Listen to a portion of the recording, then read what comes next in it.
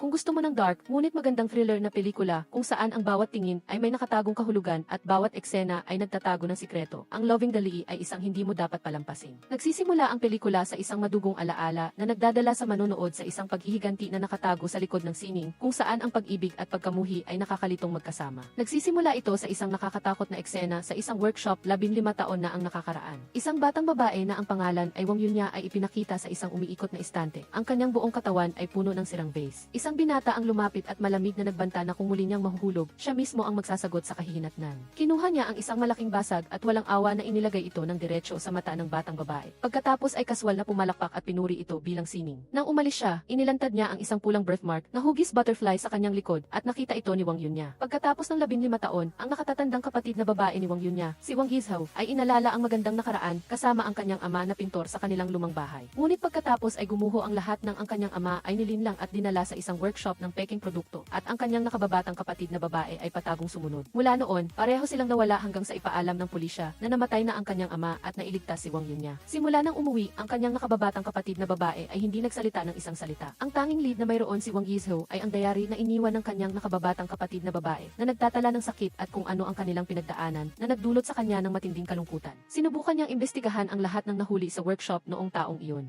Ngunit walang sinuman ang may pulang birthmark na hugis butterfly na binanggit ng kanyang nakababatang kapatid na babae. Ang lahat ng mga lead ay unti-unting humantong sa pamilya Ma at ang susi upang malaman ang katotohanan ay ang P100 Birds Welcoming Spring kinapainting, ang huling obra ng kanyang ama bago siya namatay. Kinabukasan, sa engagement party ni Mahaodong, dumating si Wang Yizhou upang ilantad ang tunay na pagkatao ng kanyang fiancé para kay Mahaodong. Ngunit sa huli, hindi niya ginawa iyon at palihim na pumunta sa basement ng pamilya Ma upang hanapin ang painting. Habang naghahalongkat siya, nahuli siya ng nakababatang kapatid na lalaki ni Mahaodong, si Wang Junbi. Itinulak niya siya sa isang mesa at siya ay nanlaban ng husto. Ngunit nang makita niya ang pulang hugis butterfly sa likod niya, agad siyang nagpanggap na masunurin at nakikipagtulungan. Pagkatapos ay bigla siyang kumuha ng panulat upang saksakin siya. Ngunit hindi niya inaasahan na nahulaan na niya ito at hinarang ang kanyang kamay. Sa kabutihang palad, pumasok ang kanyang ama at kapatid na babae sa tamang oras na pinilit siyang huminto. Bago siya umalis, malamig niyang binigyan siya ng kanyang business card. Umalis din si Wang Yizhou pagkatapos noon dahil sa hindi inaasahang paglitaw ni Wang Junbi na nagpabago sa kanyang buong plano. Kinailangan niyang tapusin ang kanyang pakikipagtulungan kay Mahaodong at ang plano ng paghihiganti ni Wang Yizhou ay malapit nang magsimula. Sa nakaraan, habang si Wang Yunya ay nakaupo at nagsasanay sa pagguhit sa workshop, naniwala siya sa kanyang ama na kapag natapos na niya ang pagguhit na hiniling nila, sila ay palalayain. Ngunit si Wang Junbi ay lumitaw mula sa kung saan at pinigilan ang batang babae. Inutusan niya siyang tumayo, itaas ang kanyang mga kamay upang maging isang puno at walang awa na itinapon ang buong palayo.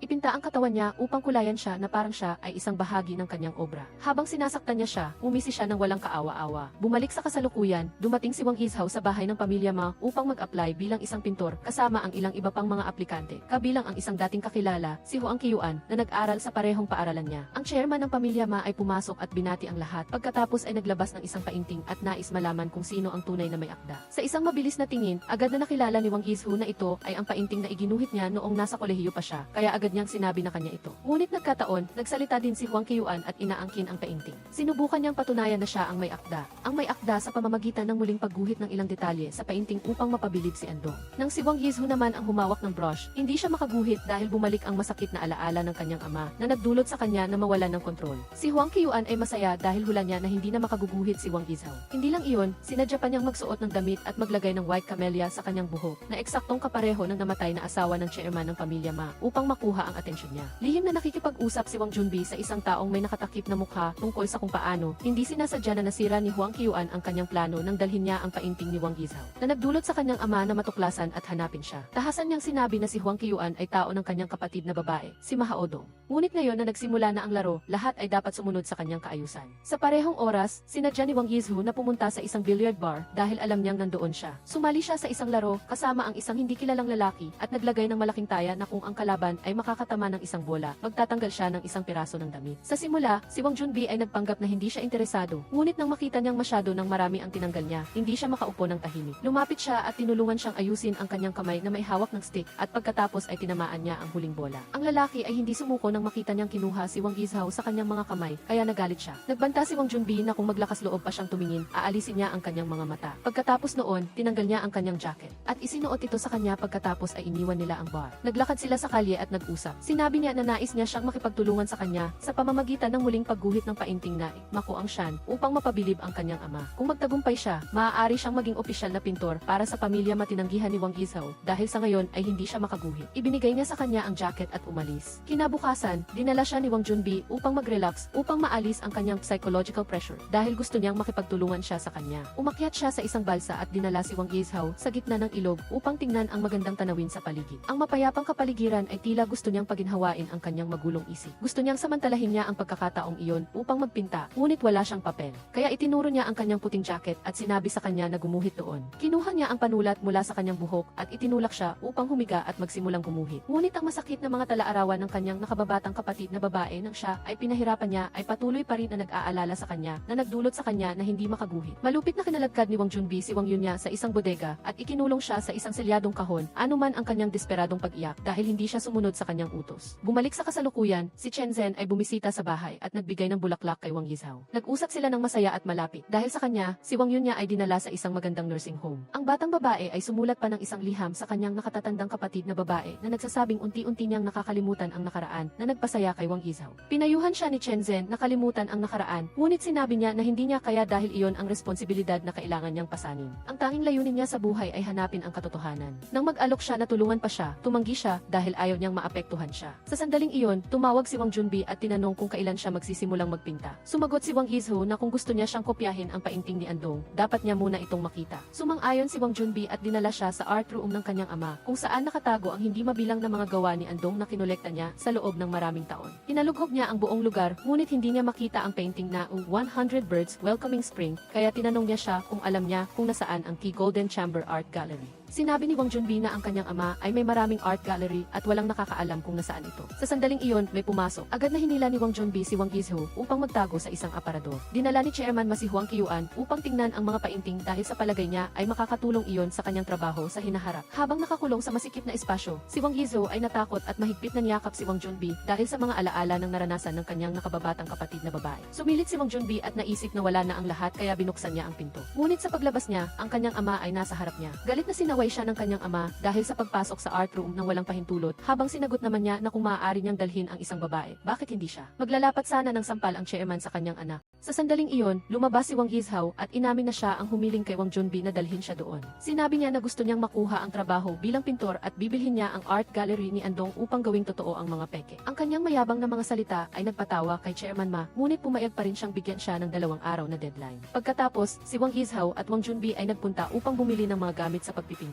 Agad niyang napansin na magaling siyang mag-assess ng papel at kulay. Nang dumaan sila sa isang antique shop, tinanong niya siya kung ang mga bagay doon ay totoo o peke. Agad na nagbigay ang may-ari ng isang tasa, pagkatapos ay bigla niyang binitawan ito upang pagbintangan si Wang Junbi na sinira ang isang mahalagang artifact. Nagtipon ng mga tao sa paligid na nagpilit kay Wang Yizhou na akuin ang responsibilidad. Bumabayad siya ng kabayaran, ngunit sinabi ng may-ari na hindi sapat ang pera. Kinuha niya ang tasa at sinuri ito. Sinasabi na ang mga pattern ay magaspang at halatang peke. Galit na sumigaw ang lalaki at kumuha ng isa pang tasa. Sinasabi na ito ay isang bihirang antike na gawa sa tanso mula sa sinaunang panahon. Kinatok pa niya ito para marinig niya ang tunog. Ngunit sinabi niya na ang lahat ay gawa sa porselana at hindi tanso. Galit na kinuha ni Wang Junbi ang tasa at dinurog ito. Tulad ng sinabi ni Wang Yizhou, ang loob ay ganap na porselana. Nakita ng lahat ng nasa paligid at sinabi na siya ay isang manloloko. Nang mabunyag, tinawag niya ang kanyang mga tauhan upang harapin si Wang Junbi. Sinuntok ni Wang Junbi ang isa at hinila si Wang Yizhou sa kotse at tumakas. Nang sila ay ligtas na, pumunta siya sa isang car wash at sinamantala ang pagkakataon upang tulungan siyang maglinis. Siya ay nagspray ng tubig sa kanya na nagdulot sa kanya na mabasa. Siya ay sumisigaw at tumatakbo ng ligaw. Nagslide siya sa sabon at muntik nang mahulog, ngunit mabilis na tumakbo si Wang Junbi upang saluhin siya. Sa nakaraan, si Wang Junbi ay malupit na naglagay ng isang tao sa isang bag at binugbog siya ng walang awa. Dinurog pa siya hanggang sa ang dugo ay dumaloy sa harap ni Wang Yunya, na nagdulot sa batang babae na nakaupo at naglilinis ng brush na matakot ng husto, ngunit hindi siya nangahas na maglabas ng isang tunog. Pagkatapos ay lumingon siya at itinuro ang kanyang mga sapatos na may dugo na nais niyang linisin ng batang babae. Malamig siyang nagsabi na iyon ang kapalaran ng mga taong naglakas loob na tumakas. Pinilit niya ang batang babae na kantahan siya habang nililinis niya ang kanyang mga sapatos na nagdulot sa kanya na umiyak at nanginginig habang sumusunod siya. Bumalik sa kasalukuyan, si Wang Yizhou ay naghanda na umalis sa bahay, ngunit bigla niyang binuksan ang pinto at nakita si Chairman Ma.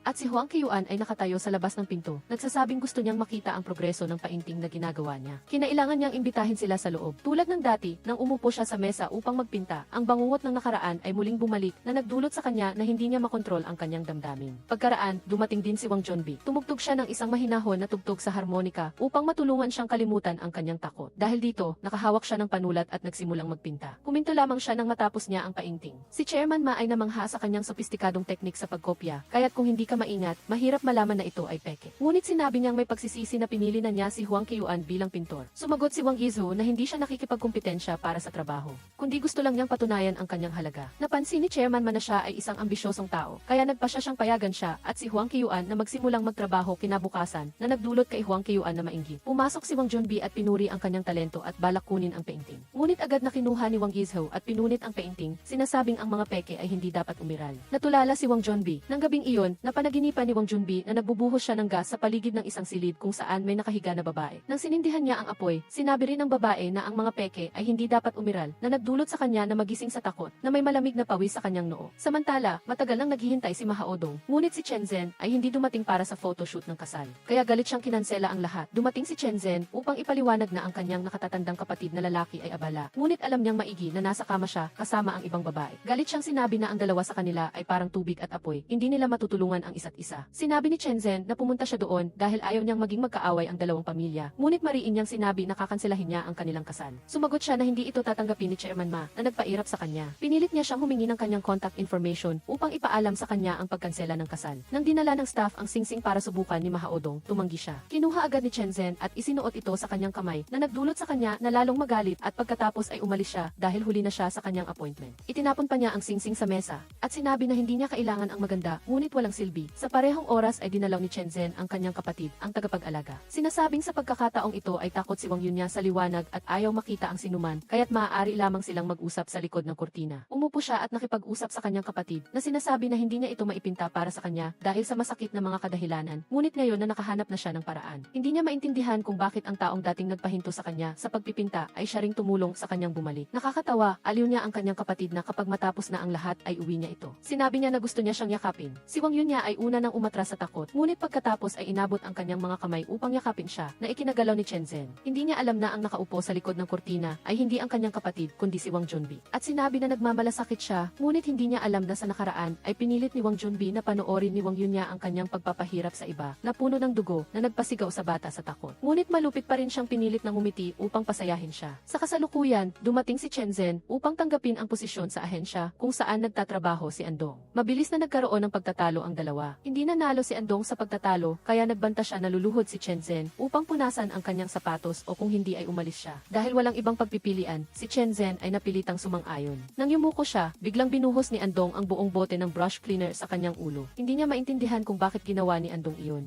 Ngunit hindi rin siya nagtiis, kaya't hinila niya ang paa nito upang bumagsak sa sahig bilang ganti at umalis. Habang naliligo si Chen Zhen, natuklasan niya na mayroong nagbi-video sa kanya, kaya't mabilis siyang sumunod. Nang makarating sila sa isang eskinita, nakita niya si Wang Junbi na sinasaktan ang isang estranghero. Nang humarap siya sa kanya, tinanong niya kung may nakita siya. Agad siyang sumagot na sa unang pagkikita pa lamang ay alam na niyang hindi siya isang mabuting tao, kaya hindi na kailangang magtanong pa. Nang inabot niya ang kanyang kamay upang hilahin siya pabalik, hindi sinasadyang nahulog ang isang panty mula sa kanyang bulsa. Tiningnan siya ni Chen Zhen ng masama. Galit na sinampal ni Chen Zhen si Wang Junbi sa mukha at tinawag siyang walang hiya. Habang tahimik lamang si Wang Junbi na pinulot ang gamit, ibinalik sa kanya at sinabi na huwag na niya itong mawala muli bago tumalikod at umalis. Kinabukasan, si Mahao Dong ay dumating upang mag-apply para sa posisyon ng assistant para kay Huang Qiuan. Sinabi niya na napansin na niya ito simula pa noong nasa paaralan pa sila at gusto talaga niyang magtrabaho para sa kanya. Bukod pa rito, halos walang kinalaman ang kanyang pamilya sa pamilyang Qin, kaya hindi siya takot na hadlangan. Pumayag si Huang Qiuan na bigyan siya ng trial period. Samantala, dahil wala pang trabaho si Chen Zhen, sabik siyang nagtanong kay Andong. Nagkunwari si Andong na busy at inutusan si Chen Zhen na maghanap ng isang uri ng halaman sa bundok na maaaring maglabas ng pulang juice. Kahit na madilim at malakas ang ulan, pinanganib pa rin ni Chen Zhen ang kanyang sarili sa paghahanap sa bundok. Nag-alala si Wang Junbi at pumunta upang hanapin siya. Galit niya itong pinagalitan dahil hindi niya pinahahalagahan ang kanyang buhay. Pagkatapos ay hinubad ang kanyang jacket upang isuot niya at inakay siya pababa ng bundok. Dahil may malaking landslide sa bundok. Ngunit pagkatapos lamang ng isang maikling lakad, ang dalawa ay nadulas at nahulog sa isang malalim na hukay. Sinubukan niyang tumalon ngunit hindi niya kaya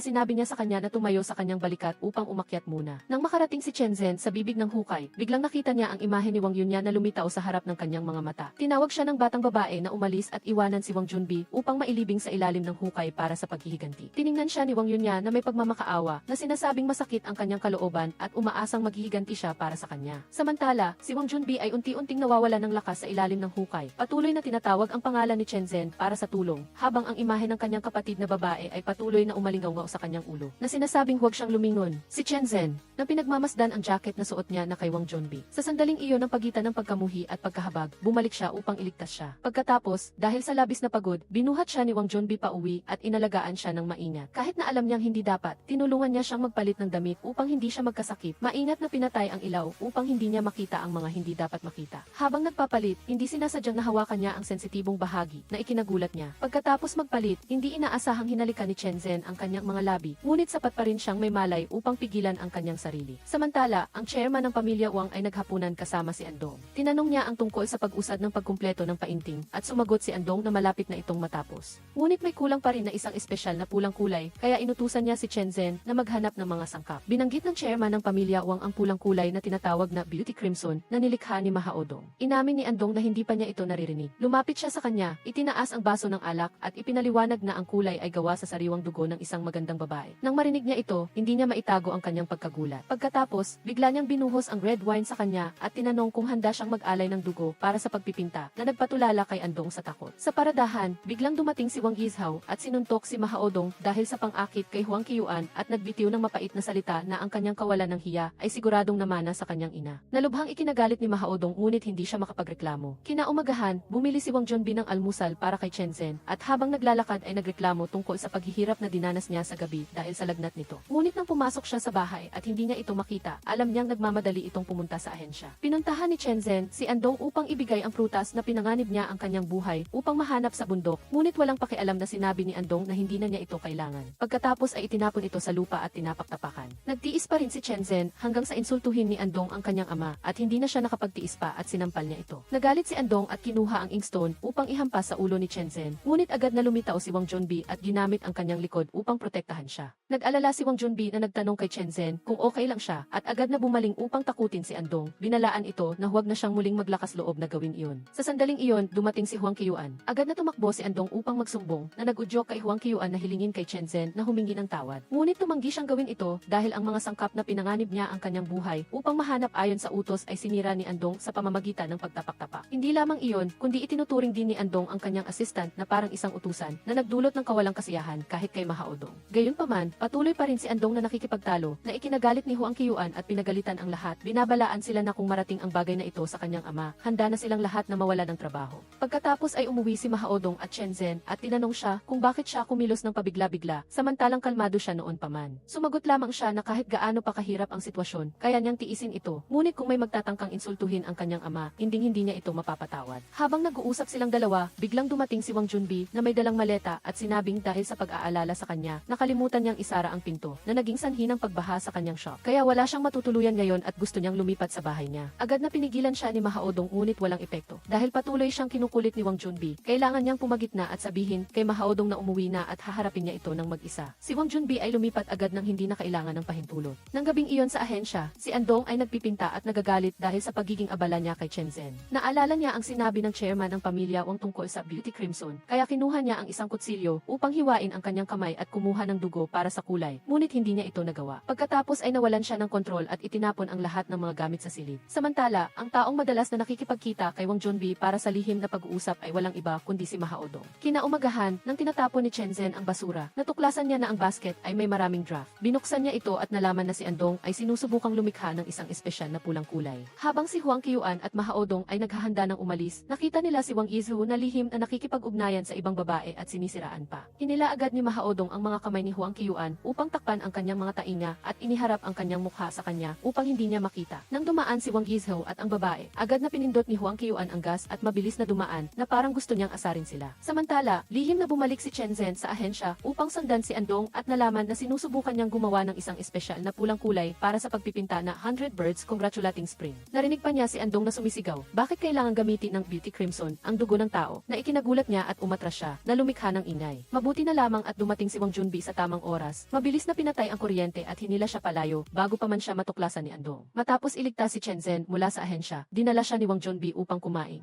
at nakipag-usap tungkol kay Andong at sa espesyal na pulang kulay na tinatawag na Beauty Crimson. Inakala ni Chen Zhen na ang kulay na iyon ay isang artifice lamang at hindi talaga gumagamit ng dugo ng tao. Kaya bumalik siya sa bahay upang hanapin ang formula para sa espesyal na pulang kulay na ginamit ng kanyang ama. Hindi sinasadyang matuklasan niya ang isang lumang kahon na naglalaman ng mga larawan ng kanyang ama at ni Wang Yunya. Ngunit lahat ng mga larawan ay punit-punit at wala ni isa man na may mukha niya. Ito ay nagdulot sa kanya ng matinding sakit ng ulo at sinisi niya ang kanyang sarili na hindi dapat siya umiral. Samantala, si Huang Qiuan at Ma Haodong ay magkasamang uminom upang magpalipas ng kalungkutan. Hindi siya nagalit sa nangyari kay Wang Yizhao, ngunit nadismaya lamang siya na pagkatapos ng maraming taon ng pagsisikap, gusto pa rin siyang ipakasal ng kanyang ama sa isang estranghero. Inamin niya na siya ay isang taong nakatuon lamang sa trabaho at walang interes sa pag-ibig kaya't siya ay boring. Inalok siya ni Ma Haodong na subukang ibigin siya. Hindi siya sumagot at sinubukan lamang siyang halikan, ngunit biglang tumalikod. Hindi niya inasahan na hihilahin siya nito pabalik at hahalikan siya ng marugdo. Kinaumagahan, ang chairman ng pamilya Wang kasama ang dalawa niyang anak, sina Huang Qiuan at Wang Junbi, ay bumisita sa libingan ng kanyang yumaong asawa. Sinubukan niyang sunugin ang paboritong pamaypay ng kanyang ina, ngunit pinigilan siya ni Wang Junbi at kinuha ito. Naniniwala siyang kakaunti na ang mga alaala ng kanyang ina, kaya kung hindi na ito kailangan ng kanyang ama, ibigay na lang ito sa kanya. Dahil dito, nagkaroon ng matinding pagtatalo ang mag-ama. Galit na umalis si Wang Junbi, ngunit nakita niya si Andong na nagdadala ng mga bulaklak upang bisitahin ang libingan ng kanyang ina, na lalo niyang ikinagalit. Nang makita ni Andong ang chairman ng pamilya Wang, agad siyang lumapit at nagpaka-cute na parang inaapi upang maprotektahan niya. Pinagalitan siya ni Wang Junbi na ginagaya niya ang kanyang ina upang makuha ang atensyon ng chairman. Pagkatapos ay bumaling siya sa kanyang ama at sinabi na ang pinakamalaking pagkakamali ng kanyang ina sa buhay ay ang pagpapakasal sa kanya. Hindi na nakapagtiis pa ang chairman ng pamilya Wang at sinampal siya ng malakas. Hindi rin matanggap ni Huang Qiuan ang paglitaw ni Andong dito, kaya umalis siya kasama ang kanyang kapatid. Samantala, habang naglalakad si Chen Zhen sa eskinita, nabangga niya ang isang lalaki. Sa una, naging agresibo ang lalaki, ngunit nang makilala niya ito, agad siyang yumuko at humingi ng paumanhin ng paulit-ulit dahil sa leksyon na ibinigay sa kanya ni Wang Junbi dahil sa paninilip sa kanya noong nakaraan.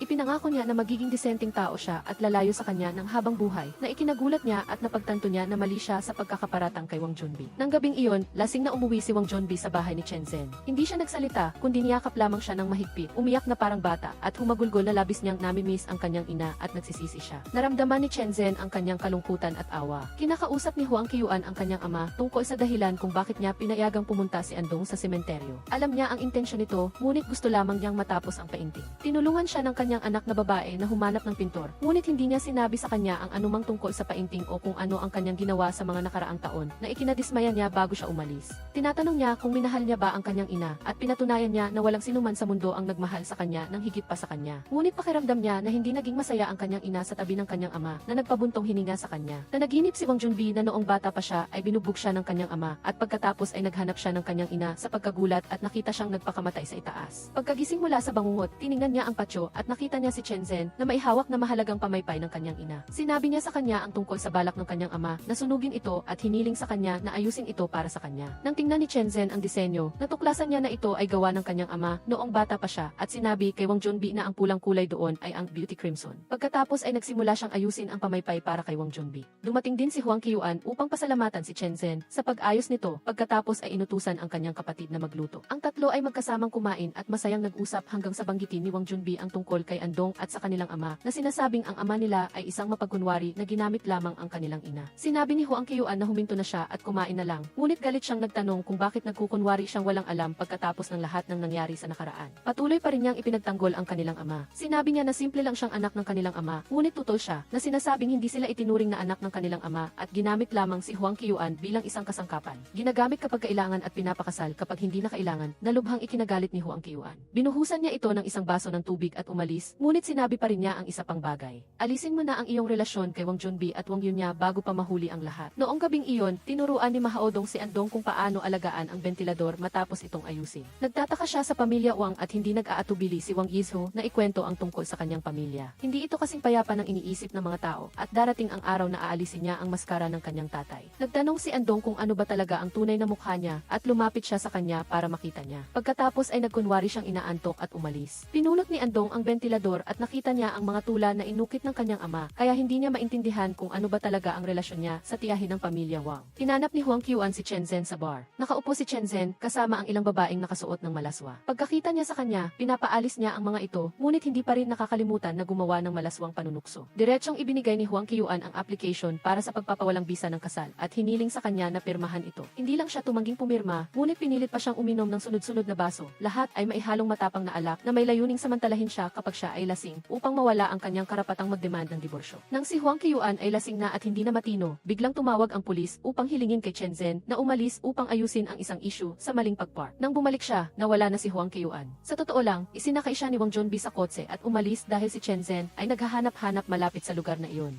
Tinagka ni Wang Junbi si Huang Qiuan upang patahimikin siya at hindi mabuking ang kanilang kinaroroonan. Walang napansin si Chen Zhen kaya umalis na lang siya. Akala naman ni Huang Qiuan ay panaginip lang ito at dahil may nararamdaman na siya, gusto niyang hayaan na lang ang sitwasyon para sila ay tuluyan ng magkasama. Samantala, abala pa rin si Andong sa pagguhit ng mga detalye sa lumang bentilador at bigla siyang nakatuklas ng paraan kung paano gumawa ng kulay na Red Beauty Chew. Pagkatapos ng gabing magkasama, medyo nahihiya at nagsisisi si Wang Junbi, habang si Huang Qiuan naman ay mukhang mas masigla. Hindi siya nag-aalala at tila mas lalo pa siyang kinikili. Sa panig naman ni Chen Zhen, pinuntahan niya ang si Hu Wang upang isumbong ang paghiling ng kanyang anak na babae ng pagpapawalang bisa ng kanilang kasal, kahit pa nagkunwari siyang pinagtatanggol ang kanyang anak. Ngunit nang marinig niyang binanggit ang orihinal na Hundreds of Birds Admiring the Spring, agad niyang isinantabi ang lahat at walang pag-aalinlangan na pumayag sa lahat ng kahilingan ni Chen Zhen. Pinilit ni Ji Hu Wang si Andong na agad na tapusin ang painting. Patuloy siyang humihingi ng mas maraming oras upang ihalo ang Key Red Beauty Chew na kulay, ngunit nang pumasok silang dalawa sa patio, laking gulat nila na nakumpleto na ang Key Hundreds of Birds Admiring the Spring na may matingkad na pulang kulay. Agad na naisip ni Ji Hu Wang na si Andong ang gumawa nito, kaya niyakap niya ito at pinuri, at nangako pa na hahayaan siyang lumapit sa orihinal na painting at bibigyan siya ng lahat, mula sa katanyagan hanggang sa yaman. Kahit na nalilito si Andong dahil alam niyang hindi siya ang nagpinta, tahimik pa rin niyang tinanggap ang kredito.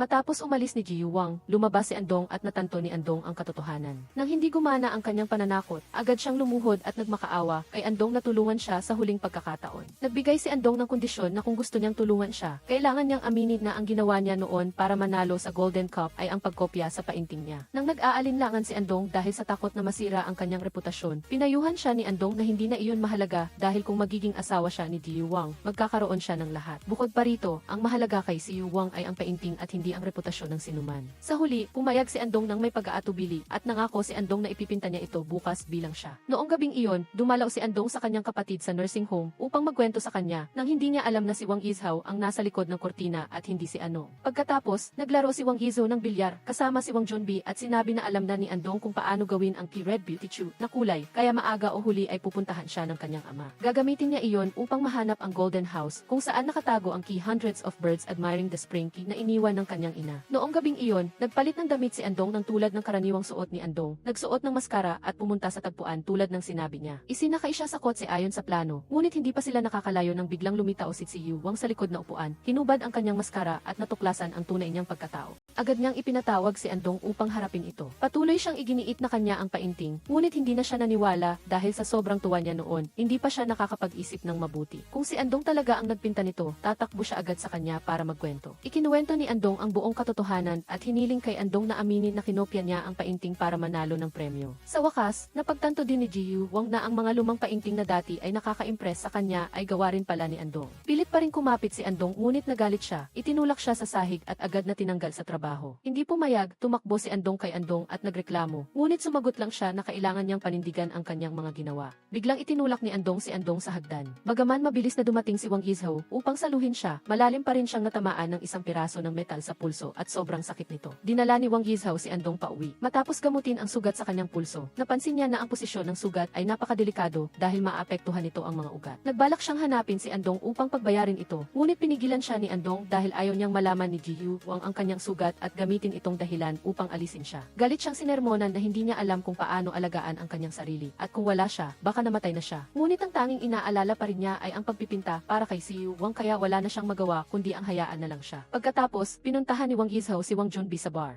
Ikinuwento niya sa kanya ang tungkol kay Andong na nagpanggap bilang si Andong upang lumapit sa painting ngunit nahuli siya. Gayunpaman, dahil may halaga pa rin siya, pinanatili siya ni Ji Hu Wang. Sinabi ni Wang Yizhao na ang puso ni Andong ay matagal nang nakakandado at hindi siya nagtitiwala sa sinuman at siya ang ang magiging tulay upang tulungan siya kasama si Wang Junbi. Kinabukasan, niluto niya ang lugaw para kay Andong, ngunit matigas ang ulo niya at hindi siya kumain at aksidenteng natapon ang buong lugaw sa kanya. Pinalo niya ang kanyang ulo at pumasok sa loob upang magpalit ng damit. Sakto namang dumating si Wang Junbi upang bumisita, dala-dala ang isang baukwet ng forget-me-nots. Tulad ng dati, habang nag-uusap silang dalawa, narinig nila ang katok ni Huang Qiuan sa pinto, kaya dali-daling nagtago si Wang Junbi sa banyo kung saan naliligo si Wang Yizhao. Wala nang ibang pagpipilian, dumating si Huang Qiuan upang mag-alok ng pakikipagtulungan. Sinabi ni Huang Qiuan na kung may ibibigay si Wang Yizhao kay Andong, kaya niyang ibigay ng maraming beses. Biglang nadumihan ang kanyang pantalon, kaya humingi siya ng pahintulot na gamitin ang banyo. Habang naghugas, nakarinig siya ng ingay. Tinanong niya kung sino iyon, kaya napilitang sumagot si Wang Yizhao. Pagkakita ng dalawang anino sa loob, balak niyang iangat ang kurtina, ngunit pinigilan siya ng lalaki at sinabing manyak ang kapatid niya. Sa sitwasyong iyon, nagpanik si Wang Junbi at hindi alam ang gagawin. Sa huli, tumalon siya kay Wang Yizhao para hindi siya mabuking. Umiti lang si Huang Qiuan at sinabing ang kapatid niya ay dati nang tumatakbo ng hubot-hubad sa harap niya, kaya wala namang masama doon. Kahit na matanda na siya ngayon, kapatid pa rin niya siya, kaya hindi na kailangang mahiya at umalis na siya. Kinabukasan, habang naglilinis ng kwarto, hindi sinasadyang nakita ni Wang Yizhao ang isang kahon ng painting.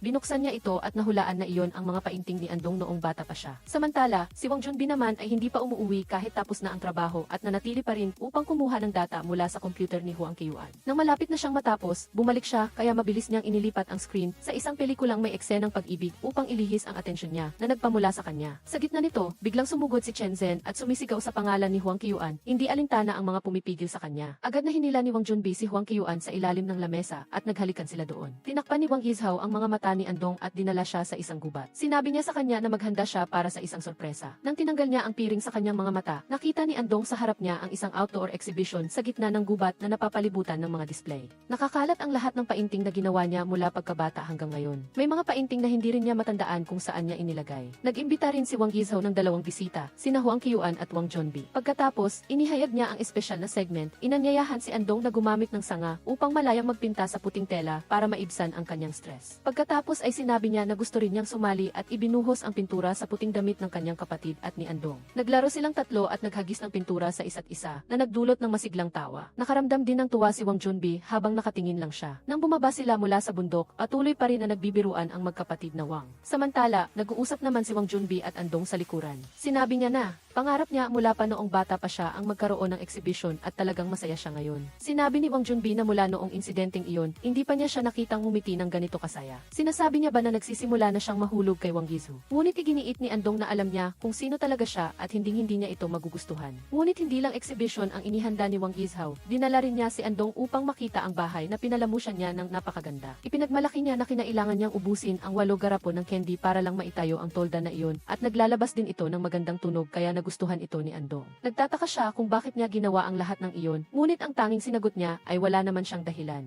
Kumbaga, mabuting tao lang siya. Pagkatapos, hiniling niya na bigyan siya ng halik bilang gantimpala sa kanyang ginawa, ngunit nanatili lang siyang nakatayo, kaya naisip niya na sakim siya. Hindi niya inaasahan na bigla siyang hinila pababa ni Andong at hinalikan, na ikinagulat niya, ngunit sumunod din siya sa kanyang nararamdaman. Noong gabing iyon, mag-isa siyang nakatayo sa harap ng salamin, iniisip ang kanyang mga ginawa. Hindi niya namamalayan na hinawakan niya ang kanyang labi at naalala ang sinabi niya kay Wang Junbi na hindi niya magugustuhan si Wang Yizhao. Kaya nagpasya siyang lapitan siya ng mas madalas upang makita ang kanyang tunay na mukha sa likod ng maskara na iyon. Binuksan niya ang camera surveillance at nakita niya na masikap siyang ginagawa ang lahat ng gawaing bahay araw-araw. Pagkaraan ng ilang sandali, nakita niya siyang nakayuko, naghahanap ng kung ano. Nag-alala siya na baka matuklasan niya ang painting ng kanyang ama. Kinuha ni Wang Yizhao ang kalahating bahagi ng selyo sa painting na nakita niya sa bahay ni Andong at dinala ito upang ikumpara sa painting ng kanyang ina. Natuklasan niya na magkapares ang mga ito. Nang pumasok si Yu Wang at nakita siyang naghahanap-hanap sa painting, agad siyang tinanong ni Wang Yizhao tungkol sa relasyon ng kanyang ina at ang pintor na si Tandan. Dahil tinamaan siya sa sinabi ni Wang Yizhao, nagalit siya at inamin ang lahat tungkol sa nakaraan. Dahil si Tandan ay may kakayahang magpinta at gumawa ng key red beauty chu na kulay, ginawa niya ang lahat upang agawin ang ina ni Wang Yizhao para sa kanyang sarili. Para sa kanya, ang kanyang ina ay ang pinakamagandang bagay sa kanyang koleksyon. Nang nalaman ni Wang Yizhao na ginamit ni Yu Wang ang dugo ng kanyang ina upang gawin ang key red beauty chu na kulay, lalong galit, halos suntukin niya si Wang Junbi nang umugong ang kulog. Tumayo si Wang Yunya sa labas ng pinto at narinig ang lahat. Natigilan siya nang malaman na niloko si Wang Junbi para pumunta sa isang peking pabrika. Lahat ay plano ni Andong at alam din ni Andong ang tunay niyang pagkatao mula pa noon. Gulong-gulo ang isip ni Wang Yunya, bumalik sa bahay na puno ng galit at ikinulong ang sarili sa isang aparador. Walang tigil niyang sinisisi ang sarili. Hinabol siya ni Andong at nang makita ito, kinuha niya ang trompeta upang tulungan siyang huminahon. Ngunit ang tunog ay lalo lamang nagpainit ng galit sa kanya dahil pakiramdam niya ay ginagawa siyang laruan na ginagawang nagtatawanan habang gumuho ang kanyang isipan. Walang maipaliwanag si Andong. Kaya't niyakap niya lamang si Wang Yunya, hinayaan siyang kalmutin at kagatin siya. Nang halikan siya ni Andong, hindi siya nakalaban kaya't kinagat niya ang kanyang labi hanggang sa magdugo at dahan-dahang binitawan. Sa matinding galit, malamig niyang sinabi na si Andong ay kasuklam-suklam at hindi karapat-dapat sa kanyang luha at bumalik upang ikulong ang sarili sa aparador. Kinabukasan, pumunta si Wang Yizho upang sabihin kay Andong na naisaayos na ang 100 Birds Welcoming Spring na eksibisyon at dahil sa kanyang pagsisikap, sumang-ayon si Andong na ibigay ang lahat ng kanyang mga hiling kung magtatagumpay ang eksibisyon. Di nagtagal, may dumating na nagbigay sa kanya ng impormasyon tungkol sa investigasyon kay Wang Yunya at agad niyang napagtanto na hindi siya simple. Sa pampang ng ilog, nagkita si Andong at Mahaodong.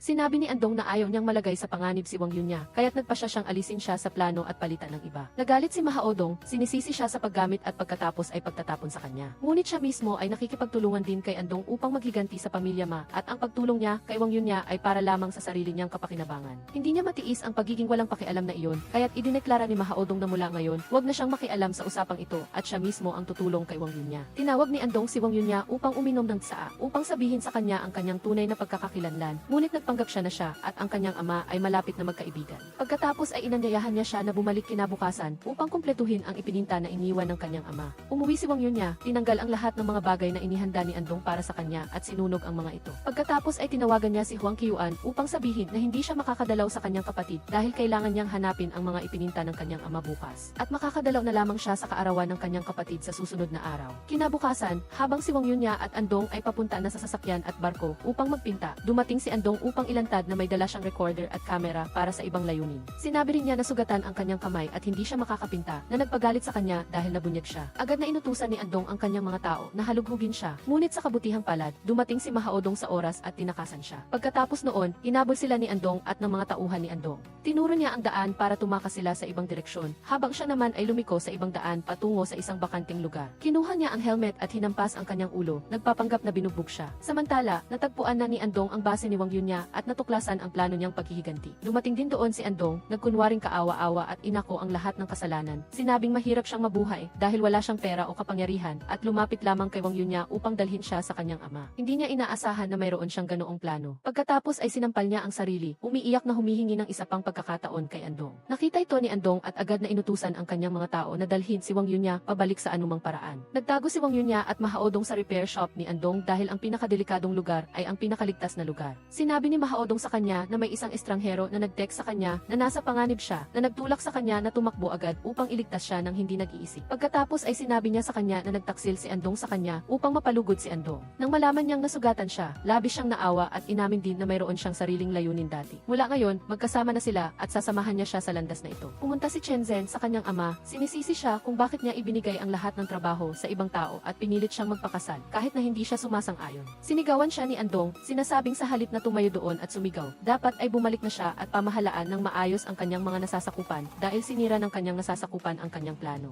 Si Andong ay kakadating lang para makipag-usap nang sinuntok siya ni Mahaodong dahil sa galit para kay Wang Yunya. Ngunit sinabi ni Andong na dapat ay magpasalamat siya sa kanya dahil kung sumakay siya sa barko, hindi siya makakabalik ng ligtas. Akmang susuntok pa si Mahaodong nang naiwasan niya ito at sinuntok sa tiyan, dahilan para bumagsak ito sa lupa. Nagbabala siya na itago ng mabuti si Wang Yunya, kung hindi, huwag siyang sisihin. Pagkatapos noon, bumalik si Andong at sinabi na hahanap siya ng ibang pintor na hindi bababa kay Wang Yunya dahil sinaliksik na niya ang buong lungsod, ngunit hindi pa rin siya makita. Nagalit si Andong at inutusan na dalhin siyang pabalik sa anumang paraan. Tinawag din niya ang isa pang taong pinagkakatiwalaan niya upang tumulong sa paghahanap kasama si Andong dahil sa tingin niya ay hindi mapagkakatiwalaan ang trabaho niya. At ipinagpatuloy ng mga tauhan ng kanyang ama ang paghahanap kay Wang Yunya. Nang huminto siya sa harap ng repair shop dahil sa hinala na may kaugnayan siya kay Wang Yunya, kaswal siyang pumayag na halughugin nila ang buong tindahan, ngunit puro lamang mga gamit sa pagkumpuni ang nakita nila sa loob. Nang makita niyang nagtatago si Wang Yunya sa isang sulok, mahusay siyang gumawa ng paraan upang itago siya. Nagpapanggap na isang walang pakialam na tao at malamig na sinabing simula nang masugatan ang kanyang kamay, wala na siyang halaga. Ngayon, siya ay parang isang laro ang luma na itinapon. Ang mga salitang ito ay sadyang inihulog upang malito ang mga tauhan ni Andong at umalis agad patungo sa ibang lokasyon. Samantala, nagkaroon ng ng matinding sigalot ang magkapatid na Mahaodong at ang kanyang half-brother. Sinadya ni Wang Yizhou na gumamit ng pinakamasasamang salita upang insultuhin ang ina ni Mahaodong na hindi niya napigilang saktan siya bilang pagtuturo sa kanya ng leksyon. Pagkatapos, umuwi si Mahaodong, naligo habang umiinom ng red wine kasama si Chen Zhen at naglabas ng kanyang damdamin sa kanya. Inilahad din niya na may malaking utang si Wang Yizhou at pumayag siyang pakasalan ang kanyang kapatid dahil gusto niyang makakuha ng suporta mula sa pamilya Andong. Pagkatapos ay hindi na nila napigilan ang kanilang damdamin at nag-ibigan. Samantala, nagdala si Wang Yunya ng cake upang batiin ng kaarawan si Huang Qiuan.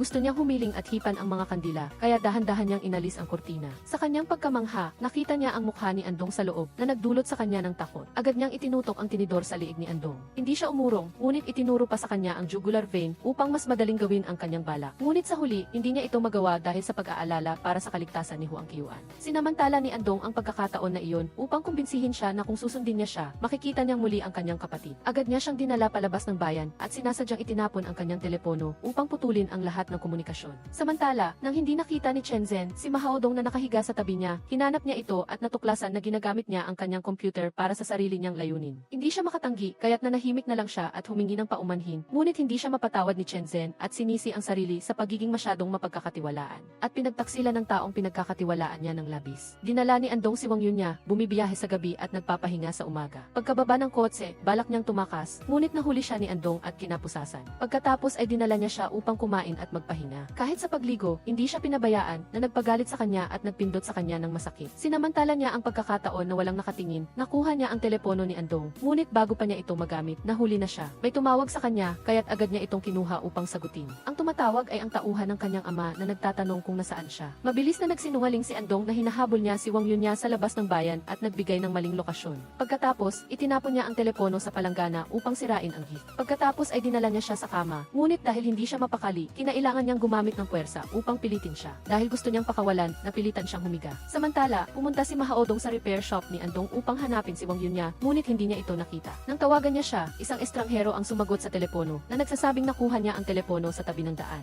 Samantala, patuloy na dinadala ni Andong si Wang Yunya. Nang bigyan niya siya ng pagkain, itinapon niya ito. Nang bigyan niya siya ng tubig, sinulyapan niya ang bulsa ng kanyang jacket sa pag-aakalang nandoon ang susi. Uminom siya ng tubig at nagkunwaring malapit, umupo sa kanyang kandungan at sinubuan siya ng tubig na mailayuning ilihis ang kanyang atensyon upang makuha ang susi. Ngunit mabilis niya itong napansin at pinigilan na nagpagalit at nagpahiya sa kanya. Lalo pa siyang tinukso ni Andong, sinasabing hindi pa rin siya nauuhaw at kung gusto niya pang subuan siya. Samantala, sa pamilya Andong at pamilya Ma, mayroong isang family party na ginaganap upang itaguyod ang kasal nila Chen Zhen at Wang Yizhou. Bagaman hindi pinapayagan si Mahaodong na dumalo, pumunta pa rin siya. Ang kanyang pamilya ay napilitang payagan siyang dumalo sa party. Nang makita ito ni Chen Zhen, gumawa siya ng dahilan upang pumunta sa banyo at agad siyang sinundan ni Wang Yizhou. Ibinigay niya sa kanya ang mga litrato ng matalik na sandali nila ni Mahaodong na nagbabanta na kung hindi niya ililipat ang lahat ng kanyang shares, ilalantad niya ang kanyang affair sa kapatid ng kanyang fiancé. Nasisira sa kanyang reputasyon sa loob ng maraming taon. Ngunit hindi siya natinag at kinutya pa siya sa kanyang masamang pagkuha ng litrato. Pagkatapos ay dumiretso siya at hinila si Mahaodong upang halikan siya na ginawang pampubliko ang kanilang relasyon sa harap ng kanilang mga magulang na ikinagulat nila. Iginiit niya na ang kanilang relasyon ni Mahaodong ay tunay at hindi nangangailangan ng sinuman na sumang-ayon at idineklara na hindi siya magpapakasal. Samantala, dinala ni Andong si Wang Yunya sa isang malayong bayan upang maiwasan na matagpuan siya ng kanyang ama. Hindi niya maunawaan kung bakit gusto ni Andong na mapalugod si Andong at gumawa ng ganitong mga bagay. Dumaan sila sa isang maliit na tindahan at inanyayahan silang magsulat ng mga pagbati. Sinabi ni Andong sa kanya na magsulat gamit ang kanyang kaliwang kamay dahil sugatan ang kanyang kanan at tutulungan niya siya. Nang matapos siyang magsulat, napansin niyang may kulang na isang salita kaya sinulat niya ito mismo.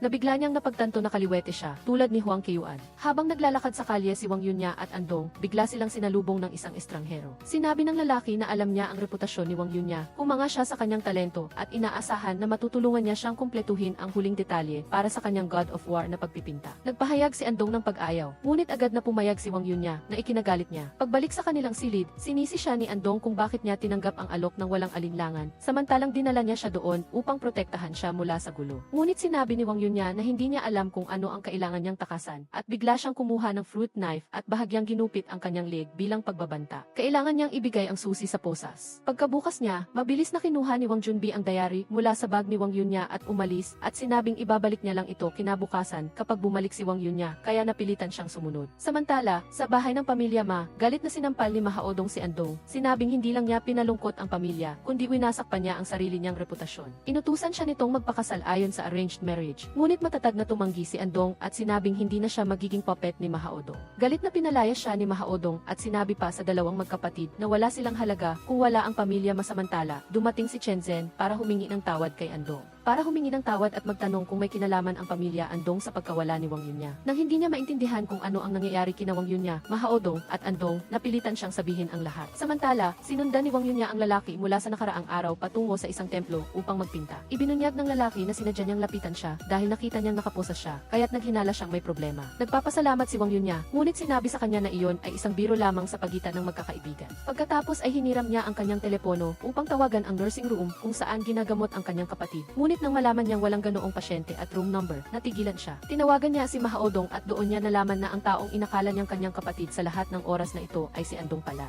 Nalubhang ikinagalit at ikinadurog ng kanyang puso. Samantala, nasa bahay si Andong, lihim na binabasa ang notebook na puno ng dugo at luha ng kapatid ni Wang Yunya. Ang mga desperadong salita ay nagpaluha sa kanya. Samantala, tumayo si Wang Yunya sa harap ng Diyos-Diyosan, baliw na naghuhula, naaalala ang bawat sandali kasama si Andong. Sa huli, hinigpitan niya ang matalim na bagay sa kanyang kamay, determinado na patayin mismo ang nagtaksil sa kanya. Nang tumusok siya, sinalo ni Andong ng kanyang kamay ang saksak. Napagtanto niya na siya ay nagingit-ingit dahil nalaman niya ang katotohanan tungkol sa kanyang kapatid. Patuloy siyang sumaksak ng isa pa sa likod ni Andong, habang mahigpit pa rin siyang niyayakap ni Andong nang hindi lumalaban. Bumuhos ang dugo at siya ay nasasaka sa desperasyon at galit. Nahulaan ni Andong na darating ang araw na malalaman ni Wang Yunya ang katotohanan, kaya sinimulan niyang sabihin sa kanya ang buong kwento sa likod ng notebook. Nang marinig niya ito, kumalma siya at binitawan siya. Sinabi niya na noong bata pa siya, dinala rin siya sa isang peking pabrika kung saan siya ay binugbog at pinilit na magtrabaho. Iyon din ang unang pagkakataon na nakilala niya si Huang Qiuan. Tinulungan siya ng batang babae na bumangon at maingat na inalagaan ang kanyang mga sugat. Sa oras na iyon, naisip niya na ang mga taong iyon ay mga halimao dahil hindi nila pinalampas ang isang bata. Pinilit nila si Huang Qiuan na umiti kapag nakikita niya ang kanyang ama at pinilit ang kanyang ama na gamitin ang kanyang dugo sa pagpipinta, ngunit matigas siyang tumanggi. Pagkatapos ay pinaghiwalay nila ang mag-ama, pinilit ang kanyang ama na magpatuloy sa pagpipinta. Habang si Huang Qiuan ay umiiyak, kaya ikinulong siya ng masamang manager ng pabrika sa isang selyadong kahon. Si Andong ang nakakita sa batang babae na desperadong humihingi ng tulong sa dilim. Ngunit sa kabila ng lahat ng kanyang lakas, hindi niya mabuksan ang pinto, kaya't umupo na lamang siya at tinugtog ang kanyang trompeta upang aliwin siya hanggang sa unti-unti siyang kumalma. Kinabukasan, habang nagpipinta ang batang babae, binuhusan siya ng pintura ng manager. Pinipilit siyang maging isang puno na nakatayo nang hindi gumagalaw hanggang sa lumubog ang araw. Hindi na makatiis si Andong kaya binuhusan niya ang kanyang sarili ng pintura at sinabing magiging bahay siya na nakatayo sa tabi upang protektahan ang maliit na puno. Ito ay nagpangiti sa batang babae. Nang sumunod na araw, dinala niya ang batang babae upang tingnan ang dingding na lihim niyang ipininta. Tinukay niya ito sa layunin na makahanap ng isang paraan upang makatakas, ngunit sa kasamaang palad, natuklasan siya ng mga taong iyon. Inakala nilang nagnanakaw lang siya ng candy, kaya binugbog nila siya hanggang sa halos mamatay at pagkatapos ay pilitin si Huang Qiuan na tumawa bago nila siya pakawalan. Nakahiga si Andong, sinubukan pa ring gumiti at tiyakin sa batang babae na ayos lang siya at sa isang araw ay ilalabas niya siya sa impyernong ito. Tumakas si Andong at Huang Qiuan, ngunit hindi sila nakatakas sa paghabol ng mga masasamang tao. Naglabas sila ng baril at binaril si Huang Qiuan sa binti, habang si Andong ay sinalo ang isang nakamamatay na bala na tumama sa kanyang mukha. Pagkatapos nilang tumakbo ng kaunti, hindi na nakayanan pa ni Huang Qiuan.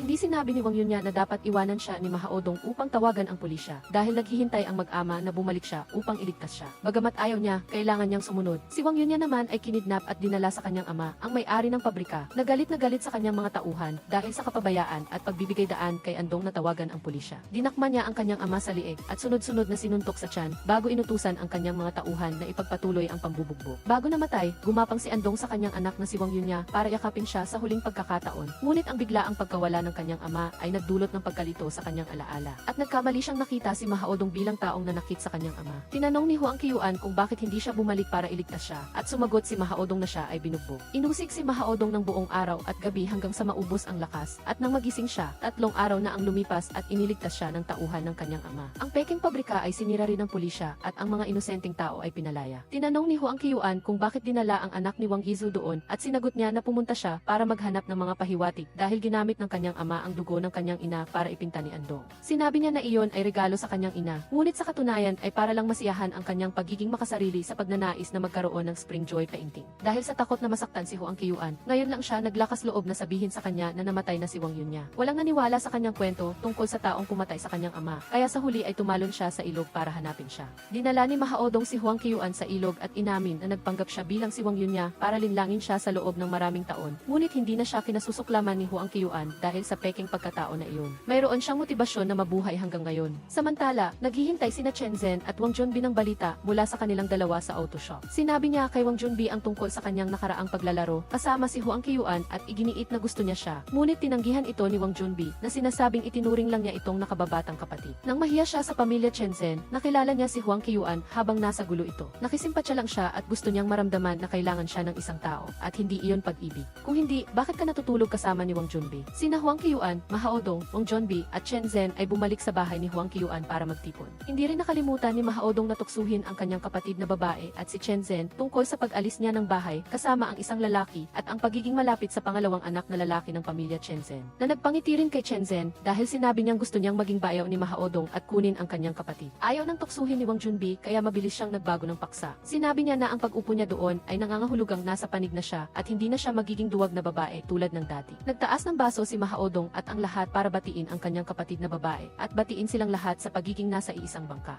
Pagkatapos kumain, hinanap ni Chen Zhen si Huang Qiuan para humingi ng paumanhin sa mga ginawa niya noon para linlangin siya. Ngunit hindi siya sinisisi ni Huang Qiuan dahil sa puso niya, palagi siyang magandang kaibigan. Narinig ito ni Chen Zhen at naantig at inamin na gusto niya ito sa lahat ng oras, ngunit tinanggihan ito ni Huang Qiuan. Sinabi niya na hindi iyon gusto, kundi simpatya dahil alam niya kung ano ang pakiramdam na gusto ang isang tao. Pagkatapos, tumingin siya kay Ma Haodong, umiti at tumakbo para tulungan siyang maghugas ng masaya. Ang aksyon na iyon ay nagpabago rin ang isip ni Chen Zhen tungkol sa maraming bagay. Kinabukasan, pumunta ang tauhan kay Wang Yizhu para sabihin sa kanya na nahanap nila ang tamang lokasyon ayon sa litratong ipinadala ni Ma Haodong. Ngunit hindi nila nakita si Huang Qiuan, marahil ay nalampasan sila ni Ma Haodong. Sa sandaling iyon, pumasok si Ma Haodong sa pinto na nakatali ang mga kamay at sinundan siya ni Huang Qiuan na nagsasabing nawala ang kanyang telepono at nabutas ang kanyang kamay dahil sa pagkuha sa kanya. Ang gawaing iyon ay nagpaunlad ng tiwala ni Wang Yizhu. Nang makita niya na lumalaban si Huang Qiuan, si Wang Yizhu ay naging mapagbigay na sinasabing hindi niya sasaktan siya kung papayag siyang gumawa ng pintura para sa kanya. Ngunit matatag na tumanggi si Huang Qiuan na nag-udyok sa kanyang tauhan na kumilos. Nagmamadaling sinabi ni Ma Haodong na siya na ang bahala, kasama na ang luma at bagong utang kay Huang Qiuan.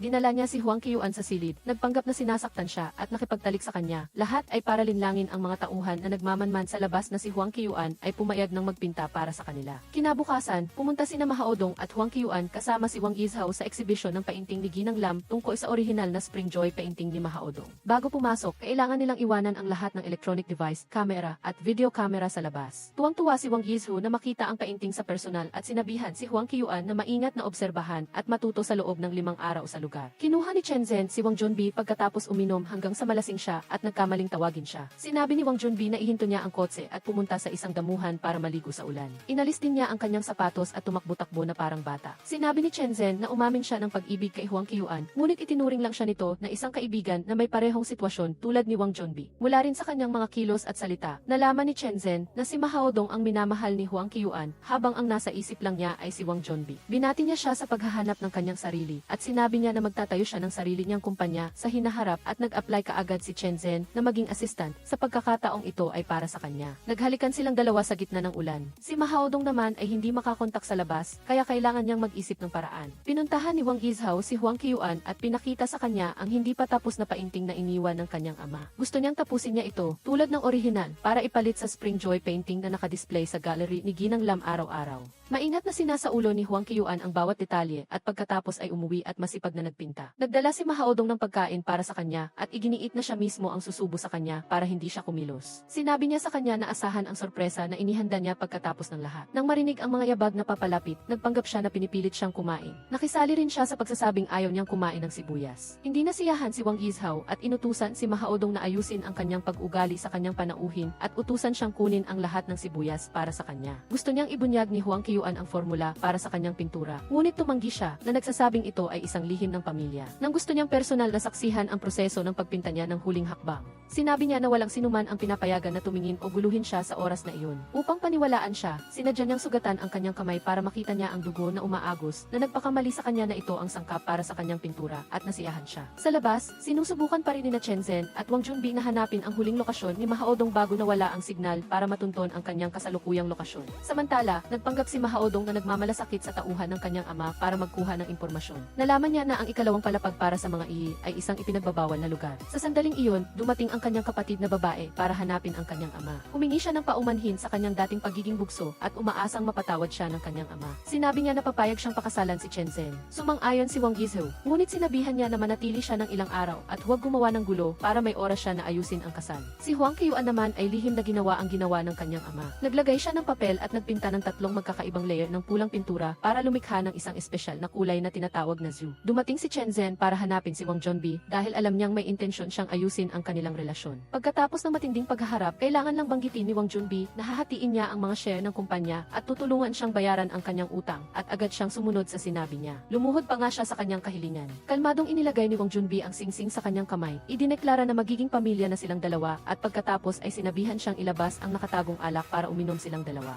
Hindi malinaw kung dahil sa pagiging inosente o lubos na kamangmangan, nalasing ni Wang Junbi si Chen Zhen. Pagkatapos ay kinuha ni Wang Junbi ang card mula sa kanyang katawan para sa isang tiyak na plano. Kinabukasan, dumating si Ginang Lam na hindi nasisiyahan, inihayag na mas maagang magtatapos ang exhibition at babayaran niya ang lahat ng multa na may kaugnayan dito. Pagkatapos magsalita, umalis siya kaagad. Kaagad na inayos ni Wang Yizhou ang kanyang mga tauhan upang pabilisin ang plano na palitan ang painting at pagkatapos ay tiningnan ang painting na ginawa ni Huang Qiuan at labis na nasiyahan. Hindi niya nakalimutan na sabihan siya na tapusin ito bago ang paglubog ng araw para maihatid ang painting sa oras para maibiyahe ni Mahaodong. Ang lahat ay nangyari ayon sa plano ni Wang Yizhou.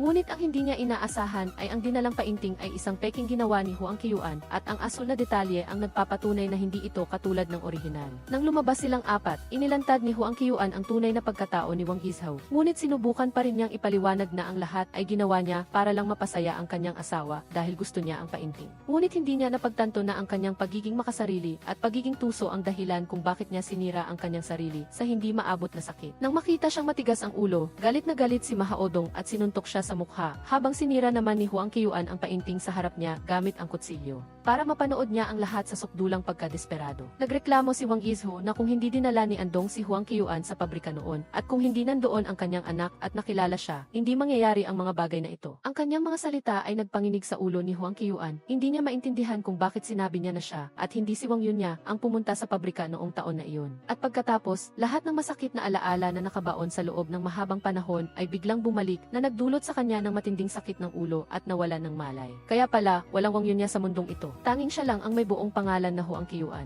Siya mismo ang umakyat sa kotse ng kanyang ama at pumunta sa pabrika noong taon na iyon. Siya ang dumanas ng lahat ng sakit. Nakilala si Mahaodong at nang mailigtas siya, lubhang nasugatan ang kanyang isipan. Kaya gumawa siya ng isang ate na si Huang Qiuan para ilibing ang nakakatakot na alaala ng kanyang nakababatang kapatid na si Wang Yun niya. Sa ganoong paraan, makakapagpatuloy siya sa pag-iral at paghihiganti. Nagpa siya sina Mahaodong at Chen Zhen na tulungan siya na harapin ang kanyang nakaraan at hanapin ang kanyang sarili. Bagamat iniwan si Wang Yizhou ng lahat, ang kanyang pinakatapat na tauhan ay nanatiling tapat at sinamahan siya na hinihiling na tumakas siya sa isang bangka. Nagpapasalamat siya sa kabaitan na iyon, ngunit nagpa siya pa ring manatili upang harapin ang lahat ng pagkakamali na nagawa niya. Pagkatapos ay inutusan niya ang kanyang tauhan na umalis. Si Chen Zhen, plano na tumakas dahil takot siyang masangkot sa pamilya Wang Yizhou, ngunit nahuli siya ni Chen Zhen. Kahit na magmura siya o sisihin ang sinuman, wala na itong silbi at kailangan niyang bumalik para harapin ang kanyang mga kasalanan. Pumunta si Huang Qiuan at Mahaodong sa libingan ng ina ni Mahaodong para magbigay pugay at formal na ipakilala ang kanilang sarili. Hiniling niya sa kanyang ina na pagpalain siya para mapakasalan niya si Huang Qiuan. Naantig siya na sa wakas ay nabati niya ng maayos si Ginang Mahaodong at naramdaman niya na talagang malaya na siya. Dinala ni Chen Zhen si Wang Junbi sa exhibition na inorganisa ni Huang Qiuan. Sa daan, narinig nila ang balita na nalugi na ang pamilya Chen Zhen at naaresto si Chairman Wang Yizhou sa paggawa ng mga peking antike. Kahit si Wu ay ang pintor na kinontrata niya noon ay kailangang managot dahil nasugatan niya si Huang Qiuan. Sa hardin, tinatapos ni Huang Qiuan ang isang napakaganda at makulay na obra para sa exhibition. Lumapit si Mahaodong, gusto niyang pag-usapan ang dapat nilang pag-usapan, ang ipinangako niya sa kanya pagkatapos ng lahat. Ngunit bago pa siya matapos magsalita, naintindihan na niya ang gusto niyang sabihin, kaya lumapit siya at niyakap siya at binigyan siya ng isang mainit, buo at mapagmahal na halik. Pagkatapos ng lahat ng pagkawala, panlilinlang at sakit, ang natitira ay hindi galit kundi pag-unawa at ang mga taong minsang bumagsak ngayon ay alam na kung paano bumangon para sa isa't isa. Hindi na sila ang mga taong nasaktan, kundi ang mga taong marunong magmahal, magpatawad at maglakas loob na magpatuloy. Minsan ang kaligayahan ay hindi nagmumula sa isang perpektong simula, kundi sa isang mainit na pagtatapos na kayang pakalmahin ang mga panahong may bagyo.